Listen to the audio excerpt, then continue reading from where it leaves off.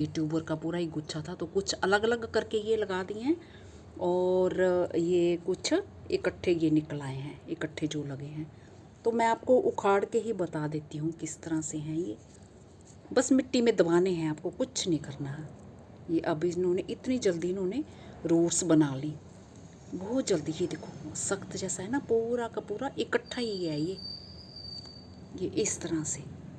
ये देखिए new roots आई हैं इनमें, ये सब न्यू रूट्स आई हैं ये बस ये देख रहे हैं। और बाकी जब ये निकाला था मैंने उसमें से, तो ये जो सूख चुकी थी ये रूट्स हैं और बाकी ये न्यू रूट्स हैं।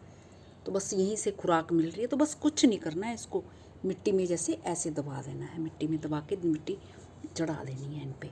तो ये करना है। तो इसको अलग अलग भी कर सकते हैं, जैसे ये इकट्ठा गुच्छा है ना ये ट्यूबर का, तो ये इस तरह से अलग अलग पोट में इसे लगा सकते हैं। तो रूट्स ये न्यू वाली तो बाद में बनी है, ये पुरानी का कोई चक्कर नहीं है। खुराक मिली नहीं मिली इससे कुछ नहीं है, ये बिल्कुल सूख गए थे। तो अब ये पानी मिलने से ये हमारे हरे भरे हो गए हैं। तो इसे अलग जगह में भी लगा सकते हैं, बड़ा पोट है तो पूरे अलग अलग लगा सकते हैं।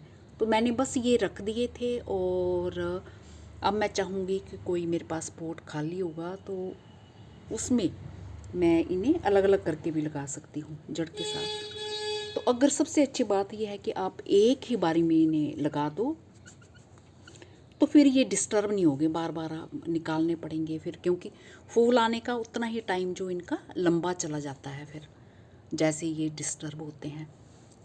तो ये चीज़ है। तो आप सोच रहे होंगे कि मैंने ऐसे क्यों नहीं लगाए, क्योंकि मुझे थोड़ा जल्दी में था और ये इसके भी ट्यूबर मैंने निकाल के लगाए हैं, ये इसके भी।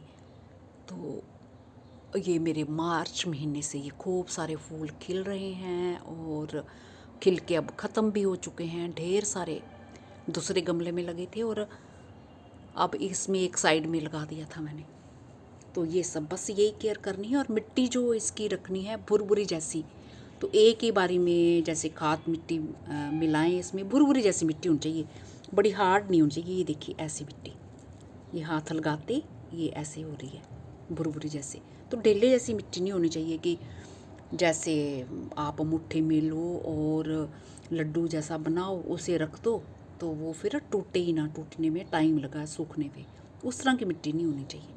तो मिट्टी भुरभुरी जैसी होनी चाहिए, तो उसमें ये बहुत अच्छे से चलते हैं। तो बस अगर आप लगाना चाहते हैं, किसी पोट में आपके पड़े हैं और आप उन्हें भूल चुके हैं, तो बस एक एक ट्यूबर करके अलग अलग लगा दो, तो फिर आपको दोबारा से निकालने की ज़रूरत नहीं।